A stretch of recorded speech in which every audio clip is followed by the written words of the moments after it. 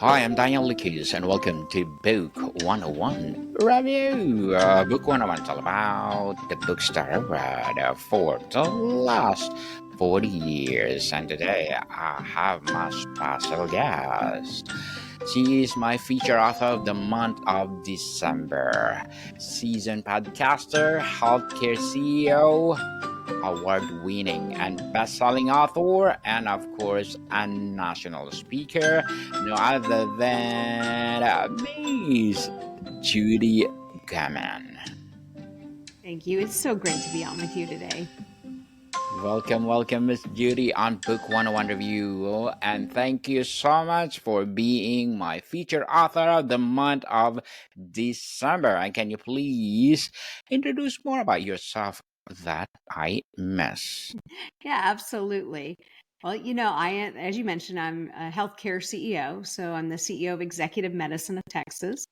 And I love that we really tackle longevity and things. And it really ties into my book, Love, Life, and Lucille, which I know we're going to be talking about today because it's lessons learned from a centenary. And it's about the time I spent with Lucille Fleming, who I met Mm-hmm. just after she turned 100. And we just became best friends until she died just 2 weeks shy of her 104th birthday. Interesting, Miss Judy. And thank you so much for sharing your knowledge and wisdom to the world. Thank you. Hoping for more and more empowering books like this to come. So the title suggests this is more than a biography. It's about lessons in love and life. How did your relationship with Lucille evolve with a simple friendship into a catalyst for this book? Well, I think that the important thing to know is kind of how that friendship came to be. As you know, Daniel, I've authored several books, and at the time I was working on a book called Age to Perfection: How to Thrive to 100 Happy, Healthy, and Wise. And during that time, I was really doing a lot of really reaching into what the research was saying about the blue zones. That's where people live longer, healthier lives, and really taking it more from a scientific point of view. And then one day I had this, I guess you could call it an epiphany. Why don't I just talk to the people who have made it over 100 and ask them, what's your top 10 uh, things that you did that you think make you 100 happy, healthy, wise? What was it that springboarded you into such great longevity? And during that time, I met Lucille Fleming, and she was just larger than life. And I also learned that 100 did not look anything like I thought it would look. I mean, with the people that I interviewed for the Age of Perfection book, it was just incredible to see how vibrant they were and how well they were doing. But Lucille was definitely special, and so much so that she went out on book tour with me. And nothing is more fun than traveling around the world with a centenarian, somebody over 100 who just still has it. All of the lessons that I learned from her during that 4 years just have shaped me so much. So, Miss Judy, would you like to be a centenarian too? If you would have asked me before I met Lucille and some of the others, I probably would have said, I don't know, maybe. But, now that I see what it can look like, and I absolutely, I mean, the best part about growing older and what I've seen, as long as you continue to keep your health, is that you actually go into it with your wisdom. And Hmm. it's just freeing when you're at that stage of your life, and all the little things don't really bother you the same way that maybe they did. You live through so much that it's not the end of the world anymore. It really just every day is just a blessing. Every day is a blessing indeed.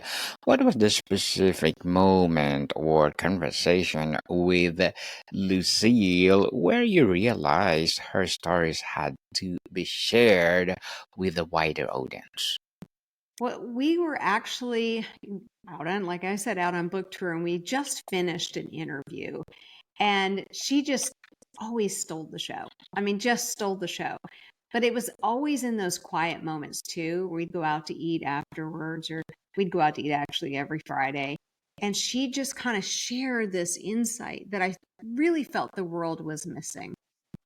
But also there was a deeper thing that I realized at one particular lunch as we were talking. It hit me that it doesn't matter where we grew up. It doesn't matter how we grew up. It doesn't matter what decade we grew up in. The human experience is the same. We all get to taste love. We all get to know what pain feels like, disappointment, maybe disappointment in ourselves, the thrill of accomplishing something. And that's really what that human experience is. And I thought there's so much wisdom in the things that she and I are talking about that I really wanted to be able to share that wisdom with others. And I did tell her before she died, she knew I was working on a book. I told her I wanted to write a book about us and about a friendship and about her. And it was a really neat moment. I wish she could have been alive when the book was finished. I really do. I know she would have loved it. And it was such a tribute. But it wasn't really until after she passed that that final chapter was written. Miss Judy, Lucille witnessed a century of change. What was her most surprising perspective in our modern world, and what did it teach you about what truly matters? Well, there was a time that she and I were talking politics, and we were in the car, and she said, I have seen presidents come, presidents go. She came from Canada, very different there, and came to the United States in the middle of the Depression with a suitcase in her hand and a locket around her neck, and was coming to America so that she could have that American dream. And she put herself through school. And we're thinking about a woman in Mm-hmm. the 30s. I mean, think about that. How much that whole thing seems so unreal. And those experiences that she had. I mean, it's amazing. It really is amazing. And just hearing her tell those stories and hearing her even share that, all the things she had seen we're going to go to war. No, we're not going to go to war. This is going to happen. That's going to happen. And all the worry that she had told me had transpired during her life that turned out to be nothing to worry about in the end. And some things that did turn out to be something worthwhile worrying about always worked out eventually. I think that really helped me as a mother, as a wife, and especially as a CEO, to not get so caught up in things that maybe, maybe next week won't matter, or maybe in a year won't matter, or maybe 5 years, or maybe a decade later isn't going to matter. It's all about putting things into perspective.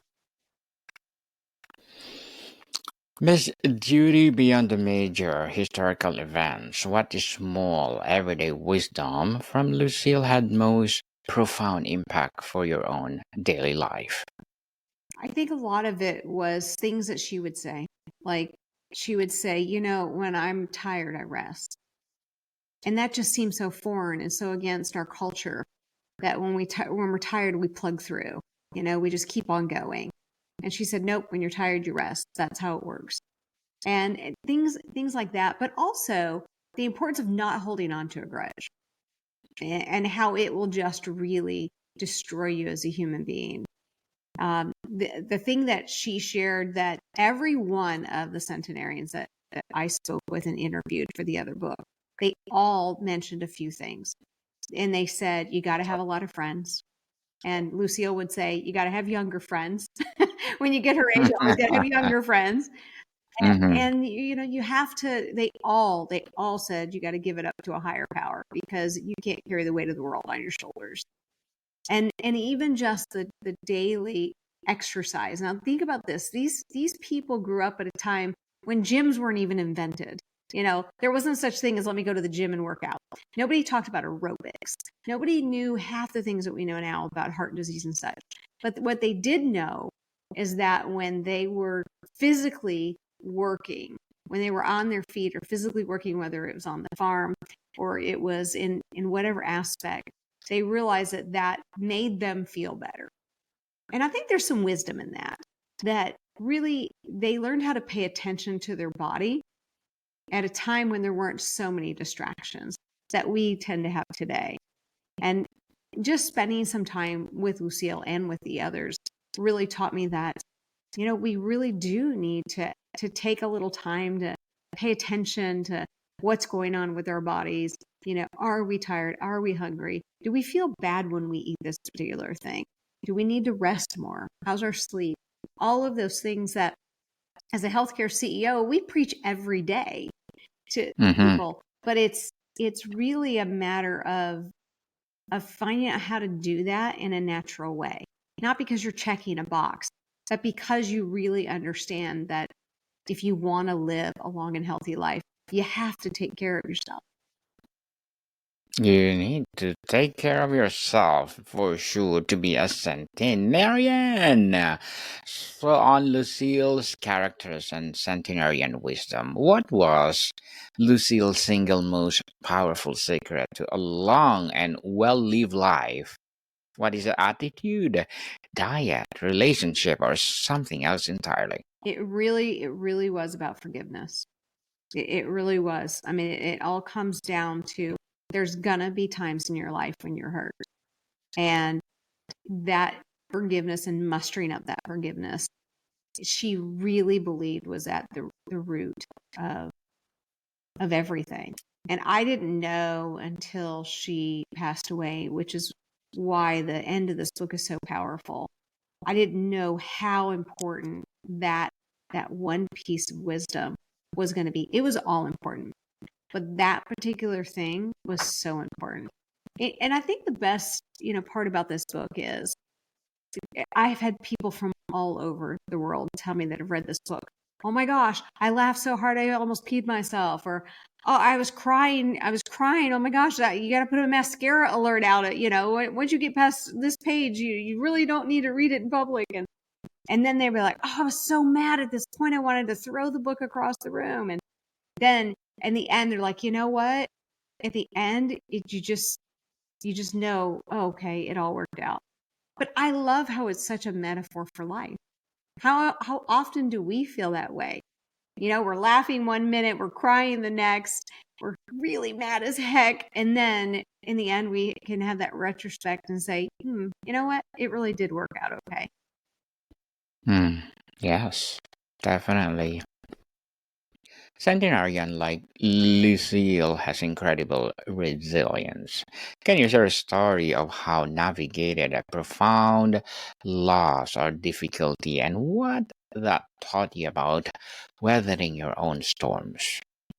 Yeah, there's several of them that I share in the book, but I think one that was really heartfelt that she talked to me about was when she was a young girl and her dear best friend died from consumption. And this was something that happened a lot in that time.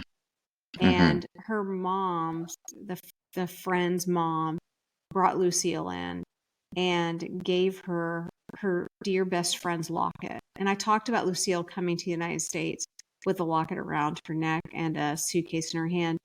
And that's the locket that she had with her when she came. She carried that with her. And she really felt like she could take that pain of losing that best friend at such a tragic age, such a young age, as a young girl, having to really understand death and all this, and that she could do something good with it. And she really came to the United States and became a nurse, put herself through nursing school so she could help others that were going through something so difficult in their own lives and that were unhealthy, and she could make a difference. And I just love how she took that pain and that unknown of her life and turned it into something just so great. I mean, she actually did so many great things with her nursing degree. Miss Judy, with a century of experience, how did Lucille define love? How had her understanding, if it changed for her youth to her later years? She told me a story, and I share this in a book. I love this story because Mm-hmm. she grew up as on a farm. Her family was a potato farmer.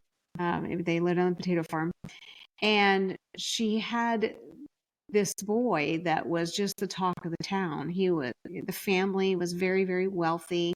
All the girls just loved this boy, and this boy kind of kind of liked her, and they were the first ones in the town to get a car, and just the the way the other girls like envied her that this boy really liked her, and she really didn't feel that deep down love for him.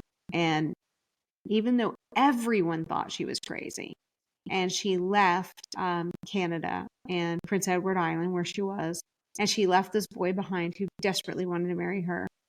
And then she found the love of her life. And she had a good life. She had a great life. She had a great husband. But I love how she followed her heart. She didn't let the world tell her what her husband should be like. She didn't take that opportunity to say, "Oh, I can marry into to money, or I can, raise my family status up by going with this man." And she really, really held true to what she knew in her heart she would find, and that was true love. True love indeed. And Miss Judy, as award-winning and best-selling author, as well as seasoned podcaster, what are your short-term and long-term goals? Well, my short-term goal is I've been working on turning a portion of this book into a screenplay. The screenplay is called The Other F Word, and I take the other F word being the word forgiveness. And I take a lot of Lucille and the stories in the book, but I also mix that with my own childhood, and my mother is the third character who's briefly mentioned in the book, but it goes so much deeper. And I'm very excited. I've been working with some incredible people on this, including Joan Lane, who worked on The King's Speech and was just a great developing producer for that incredible, incredible film. And so that's a short-term goal, is to get that in the right hands and to get that turned into something on the big screen. I think it would be a great tribute, really, to Lucille. I always said she really was old Hollywood, just didn't know it. And Mm, my long-term goals are really about taking some life lessons from Lucille, and yes. and really learning how in the second half of my life, this happens when you turn 50, you start thinking about what's the next 50 years going to be like, and taking some of those lessons and really just taking them to heart. Yes, definitely. And good luck to your goals, Miss Judy, and looking forward for more success. And what will be your piece of advice for those people out there who want to be like you? I think the best advice I can give is something that I really found when I was with Lucille, and that is, when here she was at 102 and 103 going out on book tour with me, and she was for the Age to Perfection book, and she was just larger than life, and everybody loved her. Everybody loved her. And she one day looked at me and she said, I think I've got a new calling. And I said, yeah, you do. You're a longevity expert. And that kind of triggered something that I really always love to share. And that is, as long as you are on this earth and you have breath in your lungs, you have a purpose. And sometimes you just have to go out and find it. Yes, definitely. And thank you for that advice, Miss Judy. And can you please recommend a book of books that influenced your journey? Oh my gosh, I got to tell you, I love this book. I have it right here. I want to show it to you. It's called The Pivot Year. And if you haven't Mm-hmm. done this Pivot Year book, Brianna Weiss is brilliant. I've gifted that book to so many people, and I've read it. And one night a week, read a page. I've marked in it. I'm now to the end of my second year. Just used a different different colored ink. And it's amazing how different things tend to speak to you, and just for what segment of your life you're in and what season. And I've just loved that book. It's been life-changing. As so many people I've given it to said it just was amazing how they would open it up and they would read that day and something just spoke to them on the deepest level. I love the book. I think everyone should read it. Definitely, I like Brianna Weiss. 101 essays too, if you want to read one of her books. So, Miss Judy, thank you so much for your recommended book. And tell us, if you had to distill Lucille wisdom into one central lesson for living a good life, what would it be? I really believe that if I had to do it in one lesson, it would be surround yourself with people who you can love and who will love you back. Yes, it's priceless. Priceless indeed. And what's the simple, actionable piece of advice from Lucille that our listeners could apply today to bring more joy or peace into their lives? Have a hobby. Have a hobby because it's something that you're not doing for money and you're simply doing it because you just find enjoyment in it. Her hobby was duplicate bridge.